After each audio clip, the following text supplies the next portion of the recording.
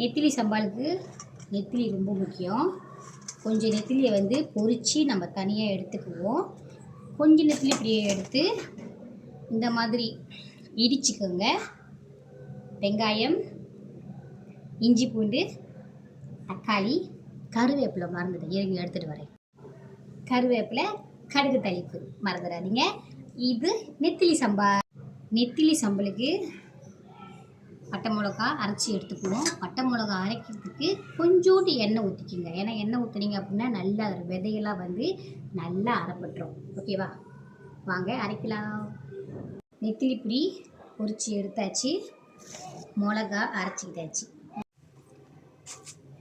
கடுகு தாளிப்பு கொஞ்சமாக போட்டுக்கலாம். என்னோடய சமையலில் எப்பயுமே கடுகு தாளிப்பு கண்டிப்பாக இருக்கும். ஸோ உங்களுக்கு வேணும்னா நீங்கள் சேர்த்துக்கலாம், அப்படி இல்லைன்னா பரவாயில்ல. நம்ம இடித்து வச்ச நெத்திலி பொடியை சேர்த்துக்கலாம். ஏன் இடித்து வச்ச நெத்திலி பொடி அப்படின்னா அது வந்து நம்மளோட சம்பாலுக்கு ருசியை கொடுக்கும். இவ நல்லா பொரிஞ்சதுக்கப்புறம் நம்ம வெட்டி வச்சுருந்தா வெங்காயத்தையும் சேர்த்துக்கலாம். வெங்காயம் உங்களுக்கு எவ்வளோ வேணுமோ நீங்கள் அவ்வளோ சேர்த்துக்கோங்க. நான் வந்து 2 வெங்காயம் சேர்த்துருக்கேன். ஸோ உங்களுக்கு எவ்வளோ வெங்காயம் வேணுமோ நீங்கள் தாராளமாக சேர்த்துக்கலாம். நல்லா கிண்டி விடுங்க. வெங்காயம் பாதி வதங்கினதுக்கு அப்புறமா நம்ம இடித்து வச்சுருக்கிற இஞ்சி பூண்டு பேஸ்ட்டை சேர்த்துக்குவோம்.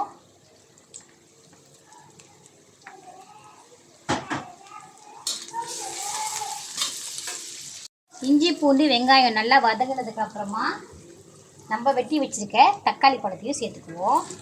இதையுமே நல்லா வந்து வதங்கணும். வெங்காயம், இஞ்சி பூண்டு, தக்காளி நல்லா வதங்கினதுக்கு அப்புறமா நம்ம அரைச்சி வச்சுருந்த மிளகா பேஸ்ட்டை உள்ளே சேர்த்துக்குவோம்.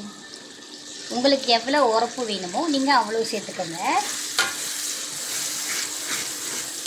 இதுவுமே வந்து நல்லா எண்ணெய் பிரிஞ்சு வரணும். தண்ணி வேணுன்னா கொஞ்சமாக சேர்த்துக்கோங்க. நான் கொஞ்சமாக தண்ணி சேர்த்துக்கிறேன். நல்லா எண்ணெய் பிரிஞ்சு வர அளவுக்கு இதை கொதிக்க விடுங்க. தேவையான அளவு உப்பு போட்டுக்குங்க.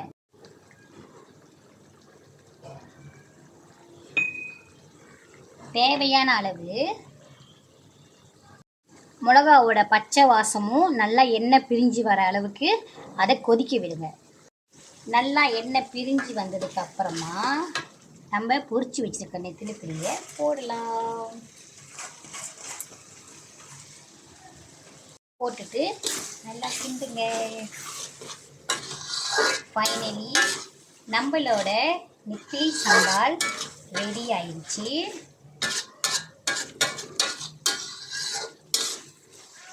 இப்போ நீங்கள் அடுப்பு அடிச்சிடலாம். நெத்திலி சம்பால் வாங்க சாப்பிடலாம். உரப்பு எவ்வளோ வேணுமோ நீங்கள் உங்களுக்கு ஏற்ற மாதிரி போட்டுக்கோங்க. ஸோ நான் எனக்கு ஏற்ற மாதிரி நான் போட்டுக்கிட்டேன். நெத்திலி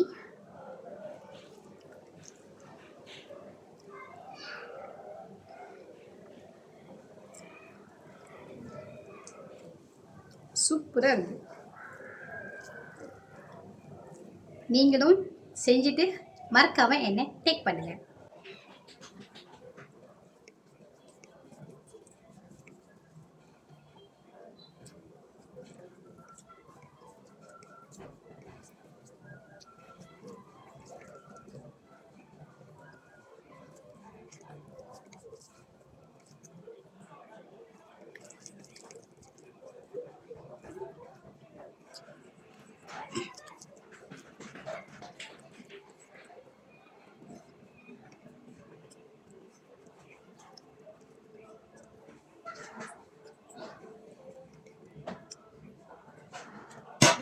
Bye.